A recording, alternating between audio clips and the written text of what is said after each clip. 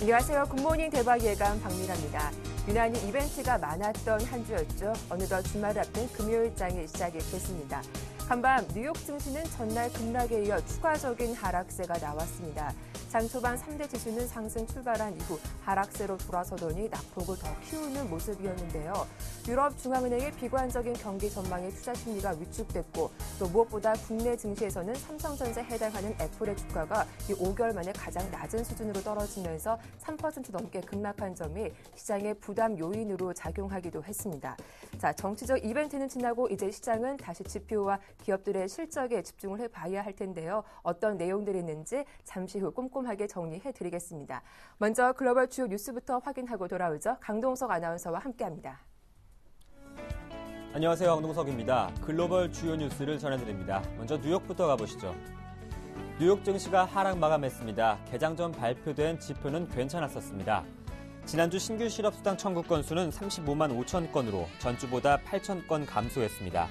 이에 증시 소폭 상승 출발했지만 장중 재정절벽 우려가 다시 불거진 데다 애플 주가가 3%가량 급락하며 결국 하락 마감했습니다. 애플 주가는 전날 3.8% 빠지면서 5개월 만에 최저 수준을 기록한 데 이어서 또 3.4% 조정받은 건데요. 최근 미국 외에서 아이폰 5 출시에 차질을 빚은 것과 태블릿 PC 시장 점유율이 낮아진 점이 원인이었습니다. 미국 의회 예산국은 이날 재정절벽이 현실화될 경우 내년 미국 국내 총생산이 0.5% 감소할 수 있다는 보고서를 발표했습니다. 내년 1월 전에 미국 정치권이 긴축안이 합의하지 못한다면 자동으로 지출이 삭감되고 세금이 올라 실물 경제에 직격탄이 될 수 있다고 보고 있습니다. 이날 뉴욕 증시는 3대 지표 모두 지난 7, 8월 이후 최저 수준으로 내렸습니다. 다우지수는 0.94%, 나스닥 지수는 1.42%, S&P 500 지수는 1.22% 하락했습니다. 유럽 증시는 계속되는 경기 둔화와 또 그리스에 대한 우려감으로 하락했습니다. 그리스 정부의 긴축안이 의회에서 통과됐다는 소식에 상승 출발했던 유럽 증시는 마리오 드라기 ECB 총재가 오후 기자회견에서 경제활동이 취약한 상태를 유지할 것이라고 말했고 이에 비관적인 경제 전망으로 하락 마감했습니다. 특히 그리스에 대한 구제금융 차기분 집행이 내주에는 결정되지 않을 것이라는 독일 재무장관의 발언이 악재로 작용했습니다. 또 독일의 9월 수출이 작년 12월 이후 최대폭으로 감소했다는 소식도 한몫했습니다. 나라별로는 영국이 0.27% 밀렸고 프랑스가 0.06%, 독일이 0.39% 하락했습니다. 유럽 중앙은행이 예상대로 기준금리를 0.75%로 동결했습니다. ECB는 독일 프랑크푸르트에서 정례 금융통화정책회의를 열고 이같이 결정했습니다. ECB는 지난 7월 기준금리를 0.25%포인트 내린 이후 동결 기조를 유지하고 있습니다. 9월 마리오 드라기 ECB 총재가 국채 매입 프로그램 도입 방침을 발표한 이후 국제금리가 안정세를 유지하는 상황에서 ECB가 서둘러 금리 인하를 단행할 가능성은 크지 않다는 것이 대체적인 관측이었습니다. 그러나 향후 독일을 포함한 유로존의 경제 성장이 크게 둔화될 것이라는 전망이 잇따라 나오고 있어 내년 초 금리 인하 가능성은 더 높아졌습니다. 한편 앞서 영국 중앙은행도 금융통화회의에서 기준금리를 0.5%로 동결하고 자산 매입 규모를 3,750억 파운드로 유지하기로 했습니다. 미국의 지난주 신규 실업수당 청구 건수가 허리케인 샌디의 영향으로 예상보다 감소했습니다. 주간 신규 실업수당 청구 건수가 전주 대비 8,000건 줄어든 35만 5천 건을 기록했습니다. 이는 예상치인 36만 5천 건보다 적은 수치인데요. 허리케인 샌디로 인해 전력 손실 여파로 실업수당 청구가 감소한 것으로 보고 있습니다. 하지만 향후 몇 주간은 허리케인으로 인한 신청이 다시 늘어나리란 관측입니다. 골드만삭스는 허리케인으로 늘어날 신규 실업수당 청구 건수가 다음 주 14,000건에 육박할 것으로 내다보고 있습니다. 한편 이날 발표된 미국의 9월 무역 적자는 415억 5천만 달러로 3개월 만에 감소세로 돌아서며 약 2년 만에 최저치를 기록했습니다. 네, 마지막 소식입니다. 볼프강 쇼이블레 독일 재무장관이 그리스에 대한 구제금융 차기 집행문이 다음 주 유로존 재무장관 회의에서는 결정되지 않을 것으로 보고 있습니다. 쇼이블레 장관은 8일 독일 함부르크에서 열린 한 회의에서 구제금융 차기분 지급 결정은 국외 채권단인 트로이카와 그리스 사이에 분명한 협정 체결이 필수적이라면서 이같이 전망했습니다. 그는 우리는 아직 그리스 문제에서 빠져나오지 못했다면서 현재로서는 다음 주에 우리가 결정을 내릴 수 있을 것으로 보지 않는다고 말했습니다. 내년과 내후년 135억 유로의 지출 삭감 등을 포함한 그리스 정부의 긴축안은 이날 새벽 그리스 의회에서 표결로 승인됐습니다. 이에 따라 그리스 정부는 10일 브뤼셀에서 열리는 유로존 재무장관 회의에서 315억 유로 규모의 3분기형 구제금융 집행이 승인될 것으로 기대하고 있습니다. 지금까지 글로벌 주요 뉴스였습니다.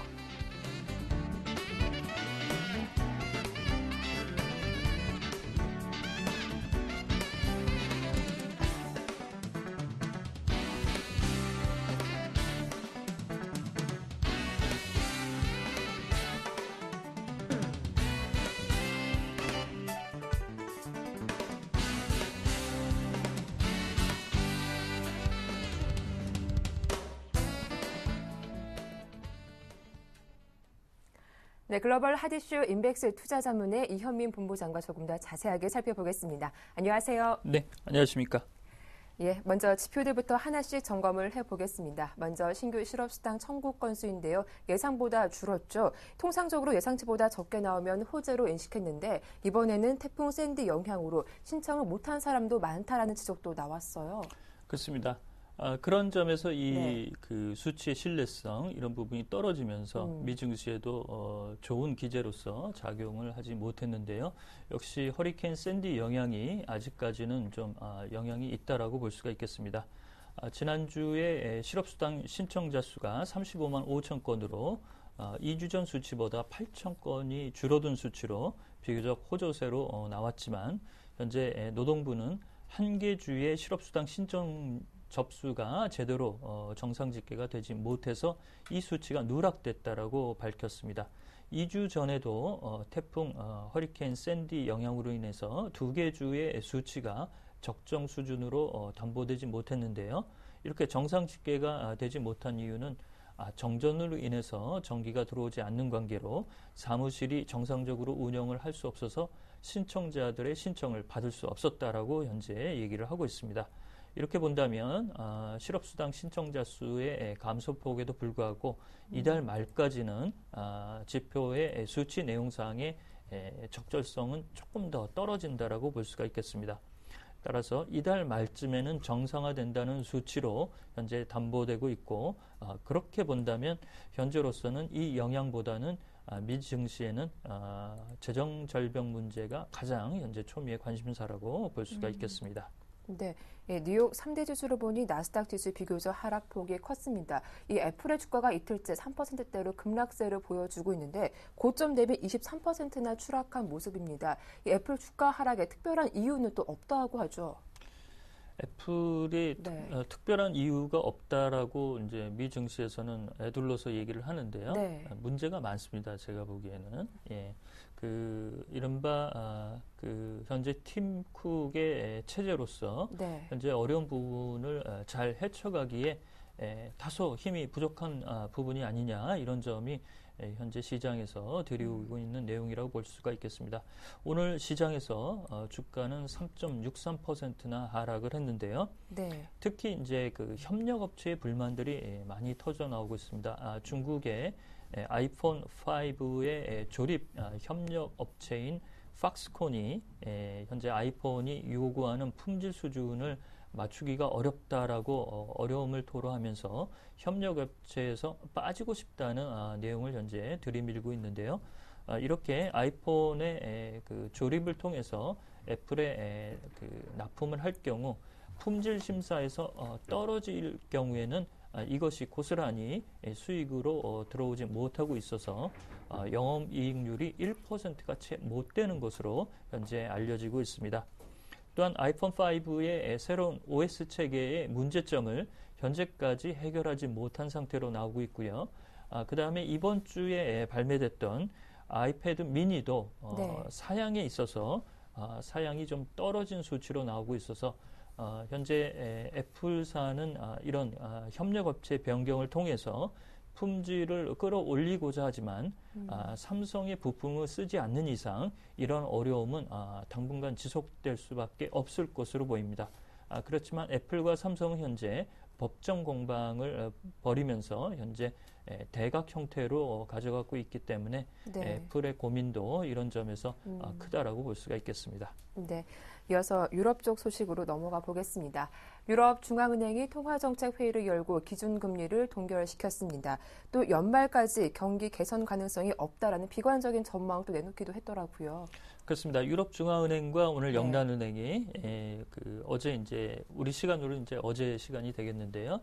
금융통화위원회를 열었습니다만 금리는 기존 그대로 유지를 했습니다. 유럽 중앙은행은 0.75%의 현 기준금리를 그대로 유지를 했고요. 영란은행도 0.5%의 기준금리와 자산 매입 규모 3,750억 파운드를 그대로 유지한다라고 발표가 됐습니다. 이보다는 어제 그제죠. 유럽 집행위원회가 발표했던 유로존의 내년과 올해 경제 성장률 수치에 대한 관심이 좀 더 높았는데요. 유로존의 경제 성장률 수치, 내년 수치가 플러스 0.1%, 이 정도 수준이라면 마이너스권으로 떨어질 수 있는 우려도 매우 크다라고 볼 수가 있겠고, 특히 독일의 경제 성장률 수치가 크게 하락하고 있다는 점, 이런 점이 현재 유로존의 크나큰 리스크 요인으로 부각이 됐습니다. 드라기 총재는 오늘 금융통화정책회의 끝나고 나서 기자회견을 통해서도 내년 유로존의 경제 성장률이 우려스럽다라는 얘기를 다시 코멘트를 내놨고요.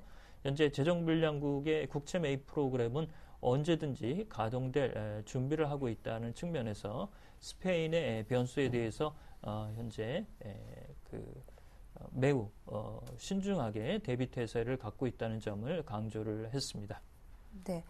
이어서 미국의 재정절벽 문제를 놓고 여전히 불확실성이 커지고 있습니다. 사실 재정절벽 문제가 이렇게 빨리 부각될 거라고는 생각을 미처 못한 것 같아요. 그렇습니다. 네. 대선이 끝나면 미 시장이 대선 당선자 때문에 네. 이런 불확실성이 제거되면서 시장이 조금 더 랠리를 펼치지 않겠느냐 이런 기대도 있었는데요. 그렇죠.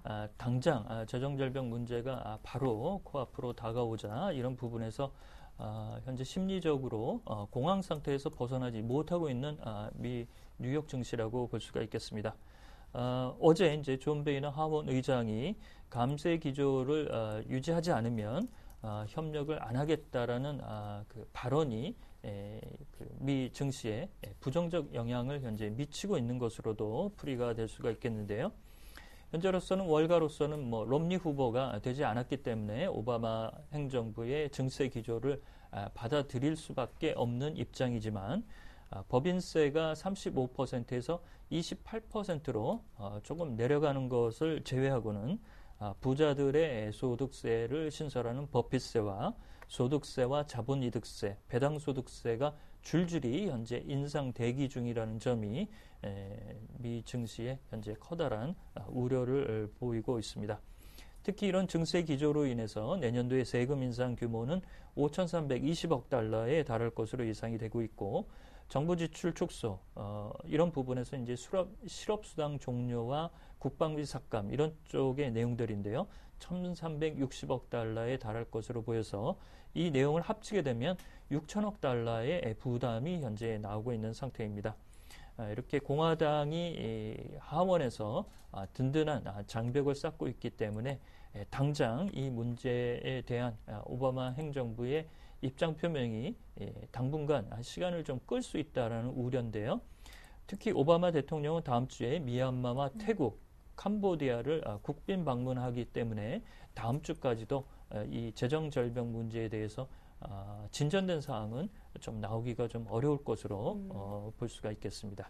네, 이어서 현대 기아차 소식인데요. 연비 조작 집단 소송 위기가 드디어 현실로 드러났습니다. 손해배상 요구 액수가 무려 8,500억 원에 이른다고 하죠. 앞으로 전망이 어떻습니까? 그렇습니다. 이 말씀을 이제 이 시간 통해 드리면서 이 부분에 대해서는 좀 신중하게 좀 관찰할 필요가 있다라고 말씀을 드렸는데요. 좋지 않은 소식이 들려왔습니다. 현대 기아차에 대한 소송인단의 집단 소송이 미 캘리포니아 연방법원에 소송이 나왔는데요. 23명의 소송인단이 손해배상액으로 약 7억 7,500만 달러, 우리나라 돈으로 환산하면 약 8,435억 원 수준의 손해배상을 현재 내놓은 상태입니다. 현대차가 지난 5일 미국의 환경보호청이 발표한 보고서에서 일부 연비 조작 차량에 대한 우려를 밝힌 부분에 신속하게 대응한 9,070만 달러의 보상의 금액을 내놓았지만 이보다 거의 10배 수준의 현재 소송 국면으로 들어가 있다고 볼 수가 있겠습니다. 이렇게 미국에서 적극적으로 현대 기아차에 대한 견제 심리가 크기 때문에 미국의 소송이 어떻게 진행되느냐에 따라 카나다나 현재 현대 기아차의 자동차 가격에 대해서 불만이 큰 프랑스 쪽에도 불똥이 튀지 않을까 현재 고민스러운 국면이라고 볼 수가 있겠습니다. 네, 지금까지 인백스 투자자문의 이현민 본부장과 함께 글로벌 핫이슈 정리해봤습니다. 도움 말씀 고맙습니다.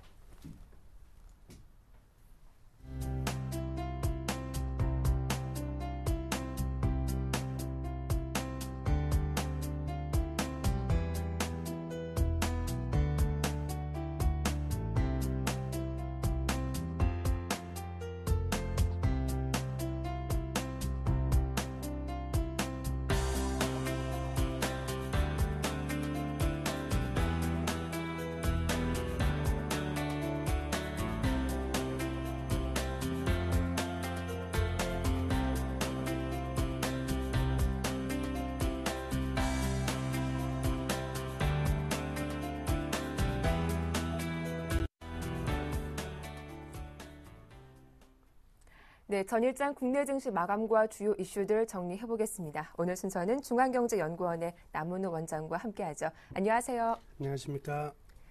예, 먼저 어제장 마감 상황부터 정리해보겠습니다. 어제 국내 증시 옵션 만기일이었는데요. 무난할 거라는 당초 전망과 달리 1% 하락세가 나왔습니다. 외국인과 기관 또 프로그램의 물량으로 코스피 지수가 5일선 아래에서 끝이 났는데 자세한 마감 상황 정리해 주시죠. 예, 전일 같은 경우에 코스피가 미국의 재정절벽 위기에 의한 미국 증시의 급락, 그리고 옵션 만기일이라는 이벤트에 의해서 프로그램 매물이 상당히 좀 많이 나왔습니다. 1914포인트로 마감을 했고요. 특히 외국인들이 현물뿐만 아니라 선물에서 5,200계약이라는 상당히 많은 물량을 내놓았는데요. 이 부분이 결국 이제 프로그램 매도를 좀 촉발시킨 흐름이었다, 이렇게 볼 수가 있겠네요. 다만 이제 삼성전자 등의 종목들이 미국 시장보다는 훨씬 더 강한 상태로 버텼기 때문에 전일 지수는 미국보다는 좀 더 강한 흐름이 나왔다, 이렇게 볼 수가 있겠고요. 외국인들은 삼성전자 그리고 현대차, 현대건설, 현대모비스 등의 종목들을 집중적으로 이제 매수를 했는데요. 네. 이들 종목들의 대부분은 또 기관의 입장에서는 삼성전자와 현대차, KB금융 등의 종목에서는 상당히 좀 매도가 많이 나왔고요. 기관들이 매수한 NHN과 그리고 SK그룹 위주로 기관들이 매수를 많이 했는데요. SK, SK하이닉스, SK텔레콤, LG 등의 종목을 매수한 반면에 외국인들은 또 NHN이라든지 SK하이닉스, 그리고 LG디스플레이, SK텔레콤, LG전자, 즉 외국인들은 또 SK와 LG그룹 위주로 좀 상당히 좀 매도를 한 하루였다고 볼 수가 있겠습니다. 네, 이렇게 어제 코스피 쪽에서의 외국인과 기관의 매매 동향까지 정리해봤습니다. 이어서 코스닥 상황도 살펴보도록 할 텐데요. 코스피에 달리 그래도 코스닥 지수는 장 마감 들어서 좀 빨간불이 들어왔더라고요. 반등에 성공하는 모습이었죠. 예, 코스닥 같은 경우에는 계속적으로 거래소보다는 상당히 강한 흐름들이 나타나고 있습니다. 8일 연속 상승세가 나타났는데요.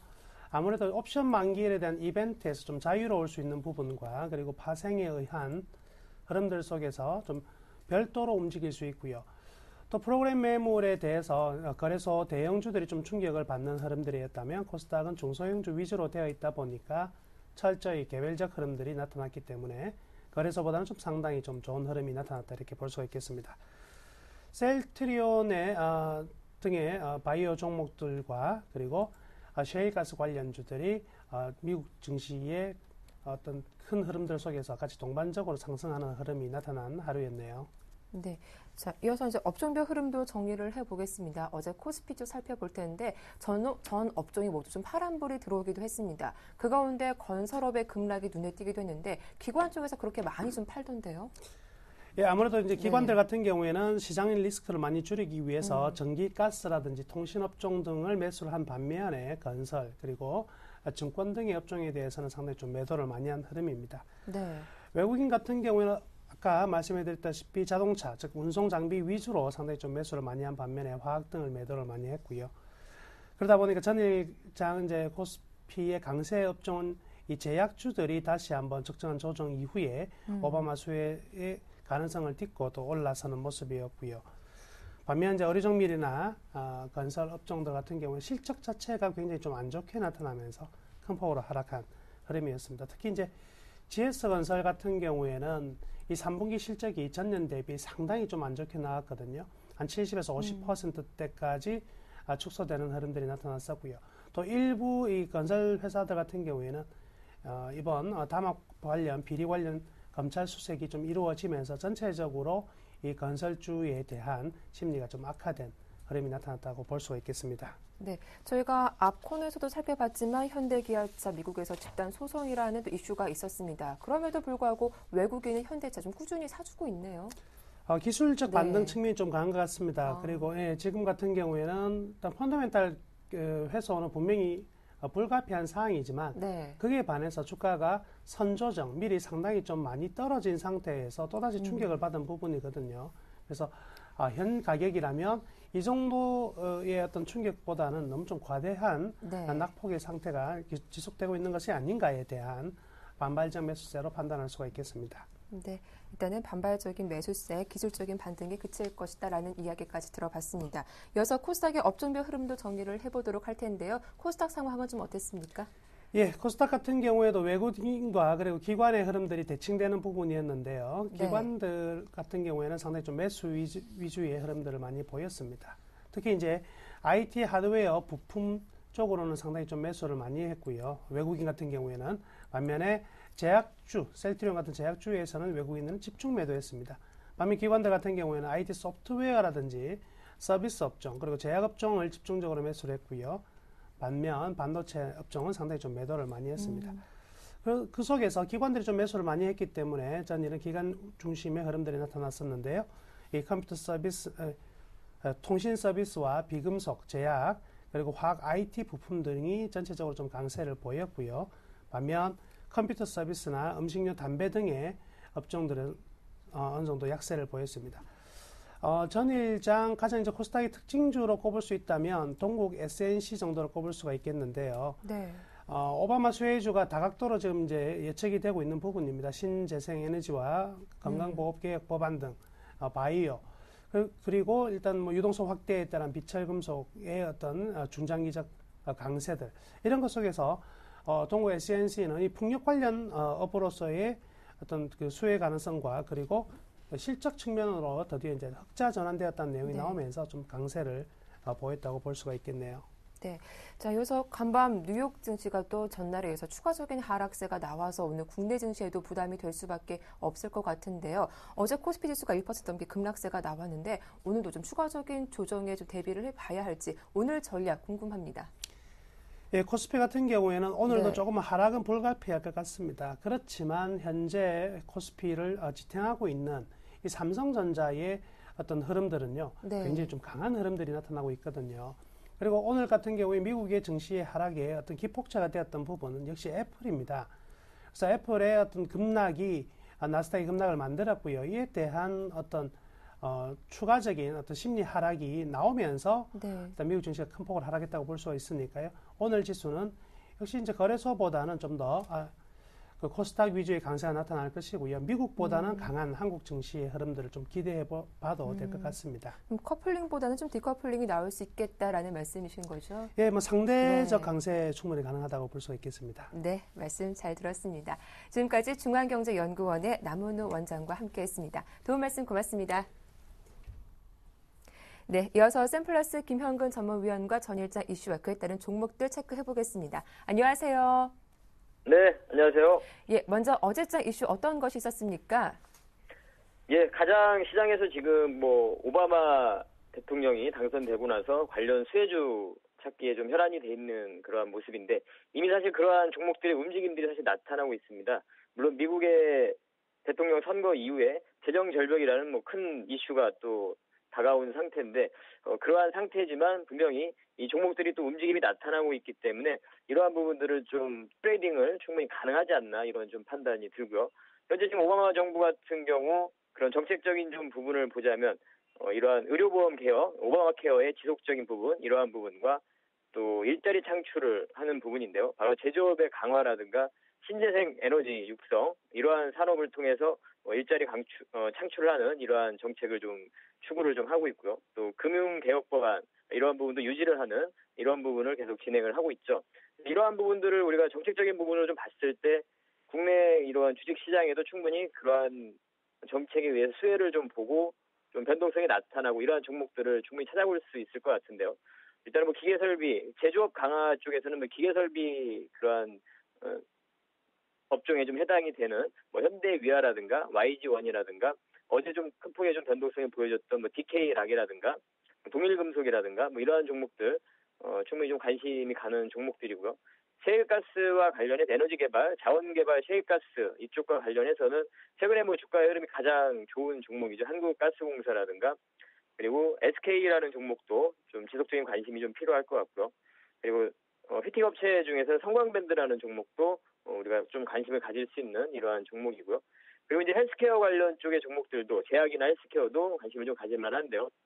뭐 제네릭 쪽에서 셀트리온이라든가 LG 생명과학 그리고 인피니티 헬스케어 그리고 엑스레이 영상 장비를 또 제조하고 있는 뷰웍스라는 이러한 종목들 좀 수혜를 볼 수 있는 종목이고 현재 이미 좀 반응을 하고 있는 종목들도 있고요. 그리고 IT 쪽의 종목들도 뭐 지속 관심이 좀 필요하다고 생각을 합니다. 뭐 삼성전자라든가 LG전자라든가 관련 그리고 스마트폰 부품주들 최근에 뭐 케이스, 휴대폰, 스마트폰 케이스 관련 종목들도 주가의 흐름들이 상당히 좋은데요. 뭐 이러한 종목들도 좀 관심을 가질 필요가 있다고 생각을 합니다. 그중에서 오늘 좀 살펴볼 종목은 바로 뷰웍스라는 종목입니다. 동사 같은 경우는 이제 삼성테크인에서 디지털 카메라 분야에서 종사를 하던 그런 인력들이 의료기기 시장의 어떤 디지털화를 선도하기 위해서 나와서 이제 설립을 한 그러한 기업인데요. 바로 엑스레이 촬영 장비용 그런 플랫 패널 FPDR이라는 이러한 부분을 좀 제조를 하는 만드는 그러한 업체인데요. 하반기 이후에 주가를 보면 상당히 지금 현재 시장과는 무관하게 시장 대비해서 상당히 아웃퍼폼하는 그러한 주가의 흐름을 보여줬습니다. 바로 성장성이 기반이 되는 이러한 종목이기 때문에 이런 주가 흐름이 좀 나타났는데요. 아까 말씀드린 FPDR이라는 부분이 올해 1월 달에 유럽에서 CE 인증을 받았고요. 그리고 5월 달에 미국의 FDA에서도 인증을 좀 받았기 때문에 그 부분에서 매출이 지금 빠르게 증가하고 있는 부분을 우리가 좀 확인을 할 수 있고요. 이 부분이 앞으로도 계속 성장성이 좀 지속이 되리라고 좀 판단을 하고 있습니다. 바로 이제 의료 산업의 디지털화 부분이죠. 네트워크화되고 디지털화되고 기존의 아날로그 엑스레이 장비에서 이러한 부분들이 디지털화되면서 장비 교체가 계속 되고 있는 이러한 추세입니다. 그래서 이 동사의 그러한 부품이 상당히 수요가 계속 늘어나고 있는 상황이기 때문에 앞으로도 좀 그러한 추가적인 성장을 좀 기대를 해볼 수가 있을 것 같습니다. 바로 동사의 FPDR이라는 부분이 엑스레이 장비의 핵심 부품이고요. 그리고 상당히 좀 편리성이라든가 신속성이라든가 기존의 이제 필름 등을 대체하는 거기 때문에 비용 절감의 효과도 좀 누릴 수 있습니다. 그러한 부분들이 실적적인 부분을 좀 확인을 해봐도 3분기 매출액이나 영업이익을 확인을 해보면 전년 동기 대비해서 매출액 같은 경우는 70% 이상 증가를 했고요. 영업이익 같은 경우는 150% 이상 증가하는 모습을 우리가 좀 확인을 좀 할 수 있습니다. 그리고 앞으로 이제 4분기 때 중국의 진출 부분을 좀 기대를 하고 있는데요. 중국에서도 SFDA 인증을 지금 앞두고 있는 상태입니다. 그런 인증이 통과되고 나면 중국 시장의 진출이 본격화가 기대가 되고 있기 때문에 현재 상태에서 상당히 좀 많이 좀 사실 오른 감은 좀 있습니다만 추가적인 그러한 성장이 가능하지 않나 이렇게 좀 판단을 합니다. 최근에 뭐 기관의 수급도 상당히 지속이 되고 있는 부분도 확인을 좀 할 수 있고요. 차트를 좀 보시면서 매매 전략을 좀 말씀드리겠습니다. 일단 이평선이 수렴되고 나서 상당히 쭉 지속적인 상승을 좀 보여주고 있는 모습이죠. 61선을 이탈시키지 않고 이러한 상승의 모습을 보여주고 있는데요. 이러한 패턴의 종목들은 61선이 이탈되지 않는 한 보유자들 같은 경우는 그대로 보유를 하면 되고요. 신규 매수 관점에서는 충분히 이러한 또 하단 밴드에 왔을 때 매수도 가능한 이러한 모습이라고 생각을 합니다. 그래서 지금 현재 상태에서 이러한 정고점 돌파도 한번 기대를 해볼 수 있는 그러한 상황인 것 같습니다. 수급적인 부분도 좀 확인을 해보면 이러한 기관의 매수가 최근에 다시 또 유입이 되고 있는 모습이죠. 정고점 돌파를 하기 위한 이러한 흐름이라고 좀 판단이 들고요. 매수가를 좀 제시를 해드리면 전일 종가였던 18,150원 제시를 해드리고요. 목표가는 22,000원 제시해드리고 손절가는 16,000원 제시해드리도록 하겠습니다. 네, 뷰웍스에 대한 자세한 내용 잘 들어봤습니다. 도움 말씀 고맙습니다. 네, 감사합니다. 지금까지 샘플러스 김형근 전문위원과 함께했습니다.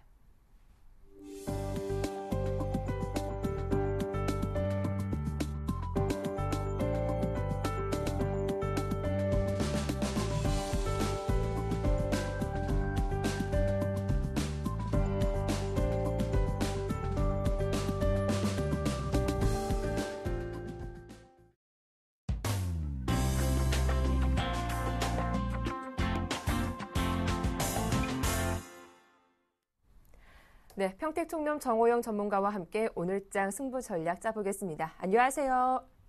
네, 안녕하세요.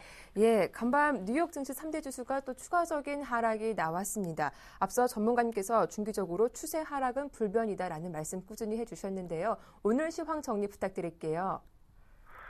네, 좋은 말씀을 해드리면 괜찮을 것 같은데 네. 현실을 얘기해 주는 것이 가장 좋은 조언이라고 생각합니다. 저는 여전히 중기적으로는 하락한다고 생각합니다. 이 이야기를 오늘 처음 한 것도 아니고 지난주 처음 한 것도 아닙니다. 저는 2000선에서도 계속 얘기했었거든요. 결국 하락할 것이다. 그리고 1900이 바닥은 절단이다. 이 얘기를 했었는데 오늘 같은 경우에 사실 전일 해외 증시가 아마 다 반등을 생각하셨을 겁니다. 물론 반등할 수도 있어요. 근데 저는 큰 트렌드로 봤을 때 무너졌다고 보고 있습니다. 그래서 오죽하면 미국에서 이제 각종 전문가들이라든가 금융기관에서도 그동안 숱하게 나오지 않았습니까? 다우가 20% 하락한다, S&P가 20% 하락할 것이다, 심지어는 정치인들조차도 다우가 2,000포인트까지 내려간다, 이런 얘기까지 했는데요. 저는 그 얘기를 훨씬 더 빨리 했습니다. 어쨌든 굉장히 좀 모험을 감수하면서 이제 조언해드렸었는데 앞으로 적중할 것 같고요. 일단 중기적인 거는 불변이에요. 제가 생각할 때는 여전히 부정적이고요. 계속 떨어질 겁니다. 그리고 한 번에 제가 생각하는 중기 바닥을 말씀드릴 수도 있겠지만 그러면 제가 너무 스트레스도 받고요. 그다음에 항상 시청하신 분들에게 메리트를 드리기 위해서 단계별로 계속 설명을 좀 해드리겠습니다. 그리고 단기적인 거는 역시 하락입니다. 속도의 차이만 있을 뿐입니다. 무슨 말이냐면은 좀 속도가 좀 빠르냐 느리냐 그 차이밖에 없어요. 결국은 느립니다. 그리고 어제 같은 경우에도 우리나라 지수가 정상적으로 빠졌다 그러면 무조건 1900이 깨졌어야 됩니다. 아니면 최소한 아무리 좋다 그래도 1900선 초반인데 어제 1914에 끝났거든요. 그 일정이 아마 오늘 분명히 나올 것이다 볼 수 있습니다. 그래서 현재 여기서는요 1950선을 돌파하는 그림보다는 1900 이탈 가능성이 상당히 높습니다. 그래서 일단 이걸 잠깐 차트로 보여드리겠는데요. 여기 보시면은요 어제 같은 경우에 사실 굉장히 선방을 했습니다. 코스피 같은 경우에 이제 어제 양봉으로 끝났잖아요. 근데 이게 사실 좀 문제가 있어요. 제가 이제 다시 한번 계산해 보니까 정상적이라 그러면 1900을 깼거나 아니면 아무리 선방했다 그래도 한 1900선 초반 그러니까 아무리 선방했다 그래도 솔직히 말해서 10포인트 이상 또 거품이 있는 거예요. 그래서 아마도 오늘은 1900선 이탈 흐름이 나오지 않을까 이렇게 볼 수 있겠고요. 자막을 잠깐 보시면 이제 굉장히 또 놀라운 얘기 드리겠습니다. 바로 선물 매매 동향인데요. 제가 계속해서 말씀드렸습니다. 선물 쪽에서 이제 만약에 누적 순 매도가 2만 계약이 넘어가면 심각해진다 그렇게 말씀드렸었는데 드디어 넘어갔습니다. 그래서 어제 날짜로 이제 넘어갔는데요. 이거 굉장히 심각하다는 거 다시 한번 강조해드리겠고요. 이제 바로 아래쪽에 보시면 이제 외국인 선물 세력의 손실과 본전가 이렇게 말씀드렸는데 이게 무슨 얘기냐면 지난 6월과 8월에 외국인들의 선물에서 각각 22.5%의 손실이 발생했습니다. 정확한 데이터는 아니지만 대략 그 정도가 됩니다. 그런데 이 사람들이 1800선이 돼야지 본전이에요. 그래서 제가 이 얘기를 이미 했었거든요, 한번. 그래서 지금 여름에 두 번씩이나 엄청나게 평가 순이었던 외국인 선물 세력들이 1800이 돼야 본전이기 때문에 제가 2000선일 때 뭐라고 얘기했습니까? 1900까지는 무조건 한번 내려갈 거다. 하지만 그게 바닥은 아닐 거다. 그리고 이제 드디어 제가 지난주 금요일, 이번 주 월요일부터 제가 자꾸 얘기하잖아요. 1800선도 언젠가는 내줄 것이다. 왜냐? 여기서 해외 증시가 급등하지 않는 한 추세적으로 좀 하락하게 될 경우에는 손실을 만회하기 위해서 1800선까지 밀어야 된다는 얘기예요. 자, 이것도 역시 그림으로 보시겠는데요. 여기 보시면은요, 이게 이제 그 12월물에 대한 그 매매 트렌드입니다. 그 빨간색으로 돼 있는 것이 이제 외국인들이고요. 그 다음에 이제 녹색하고 파란색이 이제 개인과 기관인데 어떻습니까? 점점점 벌어지잖아요. 지난 10월 초였죠. 10월 5일 기점으로 해갖고 그때부터 계속 벌어지는데 여기서 줄어들 가능성보다는 더 증가할 가능성이 높아졌다 이렇게 볼 수가 있겠고요. 그래서 현재 상황을 볼 때 어쨌든 뭐 해외 요인이나 국내 수급이나 좋을 게 없다는 거죠. 그다음에 이제 세 번째는요. 2012년 해외 증시 최고 등락률 이거를 좀 설명드리겠습니다. 이거 보면 정말 웃깁니다. 그리스가요 무려 93%까지 올라갔었어요. 스페인이 39%. 근데 미국은 다우존스가 13, 나스닥이 17%군요. 예, 근데 이게 참 웃기지 않습니까? 사고는 엉뚱한 나라가 쳐놓고 오히려 등락은 더 좋은데요. 오늘의 해외 증시 아주 놀라운 재밌는 얘기 하나 좀 해드리겠습니다. 차트 보시면요, 현재 이게 다우존스입니다. 그 다음에 또 다시 보이는 게 이거 나스닥인데요. 먼저 그리스 한번 보여드리겠습니다. 자, 그리스 한번 보시면 어떻습니까? 그리스가 지난 6월이었죠. 그때 저점 찍고 쭉 올라갔을 때 이게 무려 93%가 올라간 거예요. 정말 무지막지하게 올라갔죠. 근데 끝났다는 거죠. 원래 그 경제 위기가 오거나 급락한 국가들이 원래 한번 반등 나면 무섭게 올라오는데 일단 저 정도 올라왔으면 만큼 왔다는 거고요. 그다음에 스페인 보겠습니다. 스페인도 뭐 39%라고는 하지만 상당히 많이 올랐어요. 이번에 이제 미국 보겠습니다. 예, 다우존스 같은 경우 이제 좀 전에도 말씀드렸다시피 뭐 그렇게 많이 올라간 게 없는데 자, 오늘 굉장히 중요한 이동평균선이 이탈됐습니다. 저는 차트를 분석할 때 이동평균선을 굉장히 중시합니다. 그래서 뭐 캔들이라든가 이런 것들 뭐 보조지표는 일체 안 봅니다. 특히 보조지표는 볼 필요가 없어요. 봐봤자 도움이 안 되기 때문에. 근데 여기서 봤을 때 뭐가 심각하냐면요. 다우존스가 드디어 241선이 깨졌어요. 아주 놀라운 현상입니다. 보세요. 현재 보시면은요. 그동안 그 다우존스 같은 경우 이제 나스닥에 비해서 121선 이탈은 좀 시간이 걸렸습니다. 그러니까 왜냐하면 121선 이탈은 바로 어제였었거든요. 빨간색이 121선입니다. 근데 241선이 이제 어제 날짜로 깨졌어요. 나스닥 보세요. 나스닥은 120선 깨진 지가 오래됐는데 어제 동시에 같이 241선이 깨졌다는 거죠. 그래서 이거는 굉장히 중요한 의미가 있습니다. 왜냐? 241선은 대세선이거든요. 대세 상승과 하락을 나누는 절대 분기점이에요. 근데 동시에 깨졌다는 거죠. 그래서 어쨌든 좀 부정적이다 이렇게 말씀드릴 수가 있겠습니다. 예, 오늘은 코스피 1900 이탈 가능성이 높다라고 말씀하셨는데요. 코스피 1900포인트 깨진다면 주식 비중 어느 정도 줄여봐야 할지 궁금하고요. 또 문재인 관련주 보유하신 분들에 대한 대응 전략도 다시 한번 점검해 주시죠. 네, 1900선 이상에서는 25에서 50 정도 해주시고요. 1900 미만에서는 0이나 25입니다. 그리고 노차 말씀드렸지만 제가 좀 여러분들이 좀 잠꼬대할 정도로 제가 강조했던 그 코덱스 인버스는 현금으로 취급하세요. 무슨 얘기냐면 1900선 미만에서 0이 된다고 하더라도 인버스는 50이 되든 80이 되든 계속 끌고 가시면 되겠고요.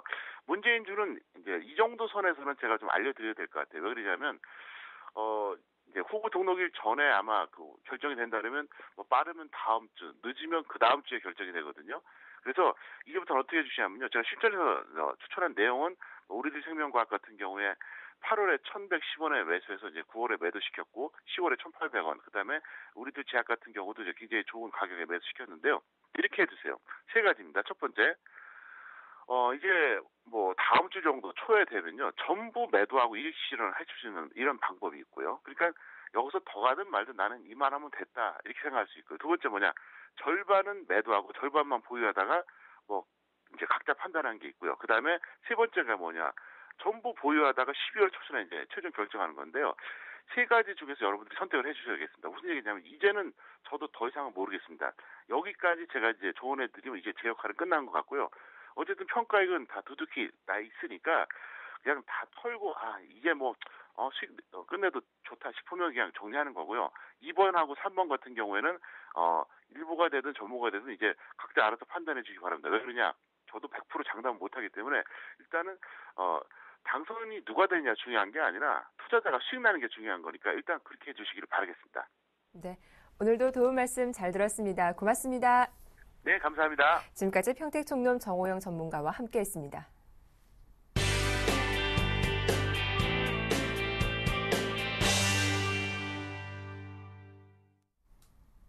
네, 이슈앤이슈 오늘 순서는 서울경제신문 증권부의 안현덕 기자와 함께하겠습니다. 안녕하세요. 안녕하세요. 예, 최근 이어지고 있는 원화 강세, 국내 수출 기업들의 고민도 한층 커지고 있습니다. 수출에 성공해도 정작 돌아오는 이윤이 줄고 있기 때문인데요. 특히 이 같은 원화 강세 추이가 이어지면서 수출 마진 확보를 위한 적정 환율선마저 무너지고 있다고 하죠. 예, 최근 원달러 환율 1100선이 무너진 뒤 원화 강세가 지속되면서 국내 수출 기업들의 어려움이 가중되고 있습니다. 특히 가전, 석유화학, 반도체 등 주요 산업의 수출 마진 확보를 위한 적정 환율선이 무너져 피해가 우려됩니다. 대한상공회의소는 최근 전국 500개 수출 기업을 대상으로 조사한 결과 국내 수출 기업들의 수출 마진 확보를 위한 환율 마진 호선은 1086원 2원으로 집계됐다고 밝혔습니다. 지난 7일 원달러 환율이 1085원까지 하락한 만큼 상당수 수출 기업 피해가 불가피할 것으로 보입니다. 업종별로 가전이 1106.5원 5전, 석유화학이 1104원 3전, 반도체 디스플레이가 1099원, 음식료 1090원 4전 등으로 환율 마진선이 무너져 수출을 할수록 손해를 보는 상황에 들어섰습니다. 또 1080원대인 자동차, 철강, 금속, 조선, 플랜트, 기자재 등도 위험 신호가 켜졌습니다. 네, 기업 규모별로는 어떤지 궁금한데요. 또 이에 따라 기업들이 어떤 대응책을 마련하고 있는지도 좀 자세하게 전해주시죠. 기업 규모별 환율 마지노선은 대기업이 1076원인데 반해 중소기업은 1090원으로 환율에 취약한 중소기업들이 원화 강세에 따른 피해가 더 클 것으로 분석되고 있습니다. 환율 하락에 따른 대책으로는 대기업의 75%가 원가 절감 생산성 향상과 환해지 등 재무적 대응, 결제 통화 변경 등의 대응책을 마련하고 있었습니다. 하지만 중소기업의 경우 별다른 대책이 없다는 반응이 과반을 넘었습니다. 환율의 급격한 하락으로 이미 피해를 본 기업은 57.6%에 달했고 피해 유형으로는 기수출 계약 물량에 대한 환차손 발생이 76.4%로 가장 많았습니다. 이어 원화 환산 수출의 감소로 인한 채산성 악화, 수출 단가 상승으로 인한 가격 경쟁력 악화 등의 순이었습니다. 네, 다음 소식입니다. 장기 보험 상품을 해지하고 중도에 자금을 빼는 사례가 증가하고 있습니다. 중도 인출 제도가 많이 알려지기도 했지만 최근 경기 침체가 가중된 점이 원인으로 지목되고 있다고 하죠. 소대 보험사가 판매하는 장기 보험 상품의 중도 인출 규모가 크게 늘어난 것으로 나타났습니다. 최근 중도 인출 제도가 많이 알려진 데다 경기 침체에 따른 수요가 늘어난 탓입니다. 여기에 상해보험 등 적립금이 미미한 상품을 팔던 손보사들이 지난 2000년대 중반 이후 저축소 보험 등 장기 보험 상품을 많이 취급하면서 중도 인출 기능이 가미되는 상품이 대거 출시된 점도 수요 증가에 기여하고 있다는 분석입니다. 손보업계에 따르면 삼성화재, 현대해상, 동부화재, LIG보험 등 4개 대형 손보사의 올 3, 4분기 신규 중도 인출 규모는 2,908억 원으로 집계됐습니다. 이는 직전 분기 대비 8.3% 증가한 것으로 전년 동기와 비교하면 무려 46.4%나 급증한 규모입니다. 특히 중도 인출 규모는 지난해 1, 4분기 이후 줄곧 증가해 이 기간 2배가량 늘었는데요. 이처럼 중도 인출이 크게 증가한 데는 대출과는 다른 중도 인출 제도의 강점이 있기도 하지만 그보다는 경기 침체가 극심해지고 있기 때문이라는 분석이 주를 이루고 있습니다. 네, 서민 주택자금 대출 자격 기준이 달라진다고 합니다. 고소득자를 제외하는 내용이 담겼다라고 하는데요. 자세한 내용 살펴봐 주시죠. 앞으로 생애 최초 등 국민주택기금에서 지원하는 서민 주택자금 대출 조건이 강화돼 고소득자는 대출 대상에서 제외됩니다. 정부는 대출 지원 자격이 되는 소득 기준에 상여금을 합산한 실질소득을 반영할 방침입니다. 국토해양부는 국민주택기금에서 지원하는 서민주택자금 대출의 자격 기준을 올해 말까지 전면 개편해 내년부터 바뀐 기준을 적용할 방침이라고 밝혔습니다. 현행 생애 최초 주택구입 자금과 근로자 서민주택구입 자금 대출의 지원 대상은 부부 합산 연소득이 각각 5천만 원, 3천만 원 이하입니다. 하지만 현행 연소득 기준에는 상여금을 제외한 기본금만 포함돼 상여금 비중이 높은 금융기관 조사자 등 고소득자가 대출 대상이 된다는 문제가 제기되는 바 있는데요. 따라서 정부는 생애 최초 근로자 서민 주택 구입 자금 대출의 경우 소득 기준의 상여금 등을 합산해 실질소득을 반영할 방침입니다. 네. 백화점과 대형마트 등에 납품하는 중소기업의 수수료 부담이 한층 낮아질 전망입니다. 얼마나 낮아지게 되는 겁니까?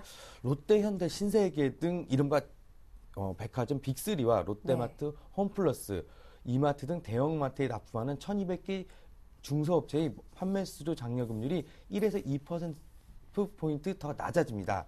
공정거래위원회는 판매 수수료를 한 차례 내린 유통업체들에게 수수료를 재점검해달라고 요청해 이러한 결론을 내리게 됐다고 밝혔습니다.